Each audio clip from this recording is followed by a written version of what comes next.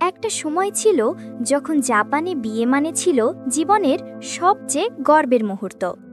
কিন্তু আজ সেই দেশেই লাখ লাখ তরুণ তরুণী বলছে, আমি বিয়ে করতে চাই না। কেন এমন হলো? কেন জাপানের মতো উন্নত দেশে ভালোবাসা আর পরিবার হারিয়ে যাচ্ছে ধীরে ধীরে? আজকের ভিডিওতে আমরা জানব জাপানের বিবাহ বিমুখ সমাজের পেছনের লুকানো কারণগুলো, যা শুনে আপনি অবাক হয়ে যাবেন। ভিডিওটা ভালো লাগলে একটা লাইক দিন। কমেন্টে জানাও তুমি কি মনে করো বিয়ে না করাই আজকের প্রজন্মের সঠিক সিদ্ধান্ত। আর হ্যাঁ, এমনই আরও বাস্তব গল্প জানতে চ্যানেলটা সাবস্ক্রাইব করে পাশে থেকো। জাপান একসময় পৃথিবীর সবচেয়ে পরিশ্রমী, নিয়ম শৃঙ্খল আর সফল সমাজের প্রতীক ছিল। কিন্তু আজ সেই সমাজ এক অদ্ভুত নীরব সংকটে ভুগছে। মানুষ বিয়ে করছে না, সম্পর্ক তৈরি করতে ভয় পাচ্ছে, আর পরিবার মানে চাপের প্রতীক হয়ে গেছে। এটা কোনো একদিনের পরিবর্তন না, এটা শুরু হয়েছিল প্রায় ৩ দশক আগে, জাপানের অর্থনৈতিক পতনের পর থেকে। ১৯৯০ সালের পর জাপানের অর্থনীতি থমকে যায়, কর্মসংস্থান কমে যায়, কাজের চাপ বেড়ে যায়, আর তখন থেকে শুরু হয় ওয়ার্কহলিক কালচার, যেখানে অফিসে জীবন আর ব্যক্তিগত জীবন শুধু এক গৌণ বিষয়। আজ জাপানের লাখ লাখ মানুষ সকাল ৮টা থেকে রাত ১০টা পর্যন্ত কাজ করে। তাদের ঘরে ফেরার পর আর কোনো শক্তি থাকে না কারো সাথে কথা বলার। ভালোবাসা, সম্পর্ক বা বিয়ে এসব কেবল সিনেমায় বা পুরনো গল্পে রয়ে গেছে। জাপানে আজকের তরুণদের কাছে জীবন মানেই কাজ, কাজ আর শুধু কাজ। একটা সকাল শুরু হয় ট্রেনে ঠাসাঠাসি যাত্রায়, আর শেষ হয় অফিসের নিয়ন আলোয়, যেখানে সূর্য অস্ত যায় কিন্তু কম্পিউটারের স্ক্রিনের আলো নিভে না কখনো। একটা মানুষ প্রতিদিন সকাল ৮টা থেকে রাত ১০টা পর্যন্ত কাজ করছে, কিন্তু কেউ তার মুখের দিকে তাকাচ্ছে না। কেউ জিজ্ঞেস করছে না, তুমি ঠিক আছো তো? এখানে মানুষের পরিশ্রমকে ভালোবাসা নয়, বরং বাধ্যতা মনে করা হয়। ওভারটাইম শব্দটা জাপানে গর্বের প্রতীক। যে যত বেশি কাজ করে সে তত সম্মান পায়, আর যে সময় মতো বাড়ি ফেরে তাকে বলা হয় লেজি, উইক, এমনকি অযোগ্য।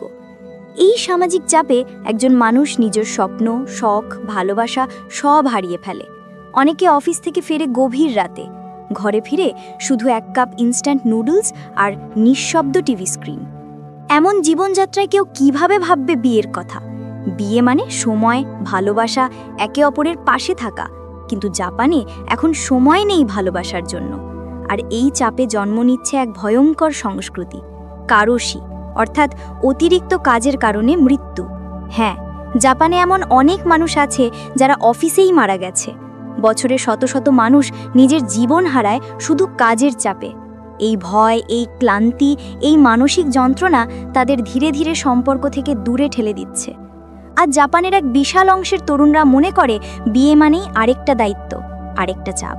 তারা ভাবে, আমি নিজের জীবনেই টিকে থাকতে পারছি না, তাহলে আরেকজনের দায়িত্ব নেব কিভাবে? এই মানসিক অবসাদই জাপানকে ঠেলে দিয়েছে এক অদ্ভুত একাকিত্বের যুগে। একজন তরুণ কর্মী টোকিওর রাস্তায় দাঁড়িয়ে বলেছিল, আমি অফিসে ১৪ ঘন্টা কাটাই, ছুটির দিনে শুধু ঘুমাই। আমি বিয়ে করলে সেই মানুষটা কি করবে? আমার অপেক্ষা করবে না চলে যাবে? এই প্রশ্নটাই এখন পুরো জাপানের প্রশ্ন, যেখানে সম্পর্ক মানেই এক অসম্ভব বিলাসিতা। জাপান এক সময় ছিল এশিয়ার অর্থনৈতিক স্বপ্ন। বছর ৩০ আগেও এই দেশকে বলা হতো the economic miracle of Asia. কিন্তু আজ সেই একই দেশ ধীরে ধীরে ভেঙে পড়ছে নিঃশব্দে, ঠিক যেমন একটা পুরনো ঘড়ি, যেটা এখনও চলছে কিন্তু সময় দেখায় না ঠিক। আজকের জাপানে চাকরি মানেই নিরাপত্তা নয়, বরং ভয়। চাকরি হারানোর ভয়, বেতন কমে যাওয়ার ভয়, আর সবচেয়ে বড় ভয়, আগামীকাল কি হবে কেউ জানে না। তরুণ প্রজন্মের বড় অংশ এখন কাজ করছে কন্ট্রাক্ট বেসড বা পার্ট টাইম জব। স্থায়ী চাকরি পাওয়া এখন এক প্রকার ভাগ্যের বিষয়। এই অস্থিরতায় মানুষ এখন ভবিষ্যৎ নিয়ে আর স্বপ্ন দেখে না, বরং বেঁচে থাকাটাই যেন একমাত্র লক্ষ্য। একটি সার্ভেতে দেখা গেছে, জাপানের ৭০% তরুণ মনে করে বিয়ে করার জন্য অর্থনৈতিকভাবে প্রস্তুত নয়। তাদের অনেকেরই নিজস্ব বাড়ি নেই, সঞ্চয় নেই, অন্যদিকে দাম বাড়ছে ঘর ভাড়া, ট্যাক্স, খাবার এবং দৈনন্দিন পণ্য সামগ্রী। এমন অবস্থায় বিয়ে করা মানে আরও এক নতুন আর্থিক বোঝা মাথায় তোলা। বিয়ের পরপরই আসে বাচ্চা, আর বাচ্চা মানেই জাপানে বিশাল খরচ। ডে কেয়ার, স্কুল ফি, মেডিকেল কেয়ার সব কিছুই আকাশ ছোঁয়া। তাই অনেক তরুণ তরুণী সিদ্ধান্ত নিচ্ছে, ভালো আছি একা। দুইজনের দায়িত্ব নেওয়ার চেয়ে একা থাকা সহজ। একজন টোকিওর তরুণ কর্মী এক সাক্ষাৎকারে বলেছিল, আমার বাবা মা চায় আমি বিয়ে করি, কিন্তু আমি চাই প্রথমে নিজের মাথার উপর একটা ছাদ। এই শহরে সেটাই এখন সবচেয়ে কঠিন। এই অর্থনৈতিক চাপই এখন জাপানের সামাজিক সম্পর্কগুলোকে গিলে নিচ্ছে ধীরে ধীরে। মানুষ কাজ করছে শুধু টিকে থাকার জন্য, কিন্তু বাঁচছে না, হাসছে না, ভালোবাসছে না। একটা দেশ যেখানে টাকা আছে কিন্তু সময় নেই, যেখানে প্রযুক্তি এগিয়েছে কিন্তু মানসিক সম্পর্ক পিছিয়ে পড়েছে বহু দূর। এই অর্থনৈতিক বাস্তবতা এখন জাপানকে নিয়ে যাচ্ছে এক ভয়ের দিকে। একটা এমন সমাজ যেখানে ভালোবাসা আর দায়িত্ব একে অপরের শত্রু হয়ে গেছে। এবং এই কারণেই হয়তো অনেকেই এখন বিশ্বাস করে, বিয়ে নয়, একাকিত্বই নিরাপদ। জাপান এক এমন দেশ যেখানে ট্রেনে শত শত মানুষ ভ্রমণ করে, তবু প্রত্যেকে একা। এমন এক সমাজ যেখানে প্রতিবেশী পাশের দরজায় থাকে, কিন্তু হয়তো বছরের পর বছর কথা হয় না। এক দেশে যেখানে নীরবতা ভদ্রতা আর একাকিত্ব জীবনের অংশ। আজকের জাপানি তরুণরা বড় হচ্ছে চাপ আর প্রত্যাশার মাঝে।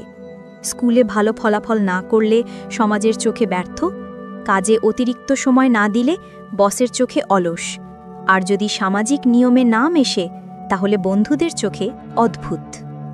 এই অদৃশ্য চাপই ধীরে ধীরে তাদের ভেতর থেকে ভেঙে দিচ্ছে। তারা বাইরে হাসে, কিন্তু ভেতরে নিঃসঙ্গতা বাড়ে। এই একাকিত্বই এখন জাপানের নতুন অদৃশ্য রোগ।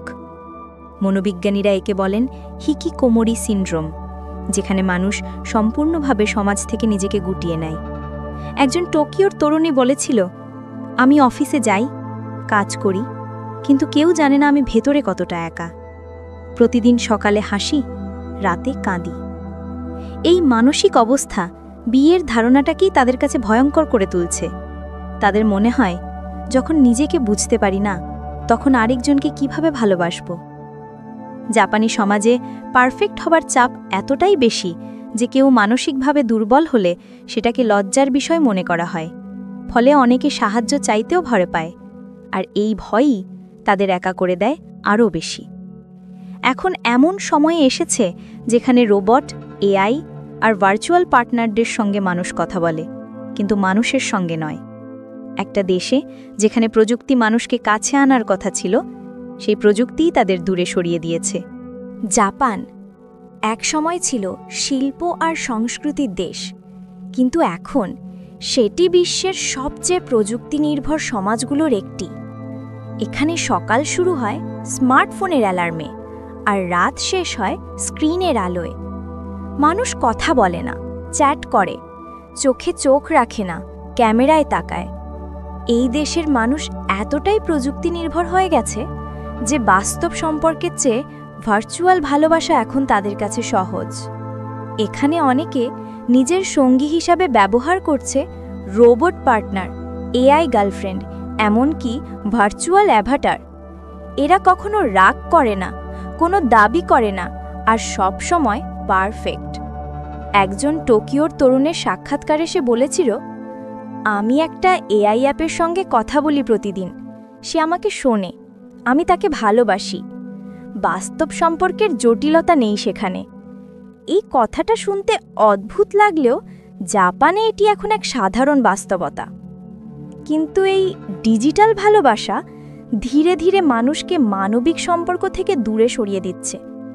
যেখানে আগে সম্পর্ক মানে ছিল অনুভূতি, এখন সম্পর্ক মানে ডেটা, প্রোগ্রাম আর অ্যালগরিদম। ভালোবাসা এখন অ্যাপের সেটিংসে সীমাবদ্ধ, মুড রোম্যান্টিক কিংবা মুড হ্যাপি। এই সমাজে এখন এমন মানুষও আছে যারা তাদের ভার্চুয়াল চরিত্রদের বিয়ে করে ফেলেছে। প্রযুক্তি মানুষকে আরাম দিয়েছে, কিন্তু কে জানতো এটাই মানুষকে একাকিত্বের গভীরে ঠেলে দেবে। যখন তোমার পার্টনার তোমাকে বুঝবে কোড দিয়ে, তখন তুমি ভুলে যাবে আসল অনুভবটা কেমন ছিল। এই ডিজিটাল যুগে বিয়ে, সম্পর্ক, ভালোবাসা সব কিছুই ধীরে ধীরে বদলে যাচ্ছে। মানুষ এখন আর একজন মানুষের উপর নির্ভর করতে চায় না, কারণ মেশিন কখনো ভুল করে না আর মানুষ সব সময় করে। ফলে জন্ম নিচ্ছে এক নতুন সমাজ, যেখানে প্রেম আছে কিন্তু প্রেমিক নেই, যেখানে সম্পর্ক আছে কিন্তু স্পর্শ নেই, যেখানে কথোপকথন আছে কিন্তু অনুভব নেই। জাপানের এই প্রযুক্তি নির্ভর জীবন তাদেরকে হয়তো উন্নত করেছে, কিন্তু একই সাথে করেছে নিঃসঙ্গ একটা নিঃশব্দ সভ্যতা, যেখানে মানুষ এখন রোবটের সঙ্গেই সুখ খোঁজে আর বাস্তব ভালোবাসা ভুলে যায়। জাপানের নতুন প্রজন্ম আগের তুলনায় অনেক বেশি স্বাধীনচেতা। তারা ছোটবেলা থেকেই শেখে নিজের স্বপ্ন, ক্যারিয়ার এবং ব্যক্তিগত স্বাধীনতার দিকে মনোযোগ দিতে। বিয়ে বা দীর্ঘমেয়াদী সম্পর্ক এখন তাদের কাছে বাধ্যতামূলক কিছু নয়। অনেক তরুণ মনে করে, আমার জীবন নিজের মতো কাটাবো, কারো উপর নির্ভর করব না। ফলে পরিবার বা সমাজের চাপও কমে এসেছে। এতে সম্পর্কের গুরুত্ব ধীরে ধীরে কমে যাচ্ছে। এভাবে জাপানের নতুন প্রজন্মের জীবনধারা এবং তাদের বিয়ে ও সম্পর্ক নিয়ে চিন্তা আমাদের সামনে নতুন বাস্তবতা তুলে ধরেছে। আপনি কি মনে করেন এই পরিবর্তিত মানসিকতা শুধুই জাপানে সীমাবদ্ধ, নাকি বিশ্বের অন্যান্য দেশে একই ধারা দেখা যাচ্ছে? কমেন্টে আপনার মতামত জানান। আমরা আপনার সঙ্গে এই আলোচনাকে আরও এগিয়ে নেব।